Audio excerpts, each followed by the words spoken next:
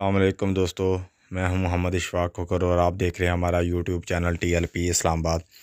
दोस्तों, इंतहाई अहम खबर से आपको आगाह करता चलूँ। अल्लामा हाफ़िज़ साद हुसैन रिज़वी साहब के रहाई के हवाला से आपको इंतहाई अहम अपडेट आपको देता चलूँ।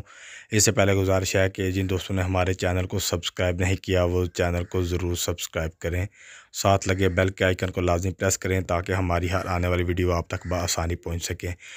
जनाब साद हुसैन रिज़वी साहब के हवाला से आपको अहम खबर देता चलूँ कि हाफ़िज़ साद हुसैन रिज़वी साहब का जो फ़ैसला था वो लिखा जा चुका है और दस्तखत के लिए जजों के पास रखा गया है। उम्मीद है समाअत के बाद तकरीबन 4 बजे तक दस्तखत हो जाएंगे। इंशाल्लाह उसके बाद अल्लामा हाफ़िज़ साद हुसैन रिज़वी साहब की रिहाई काबिल अमल में लाई जाएगी।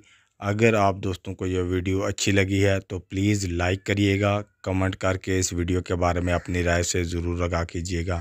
मिलते हैं नए वीडियो में, तब तक के लिए अल्लाह हाफिज़।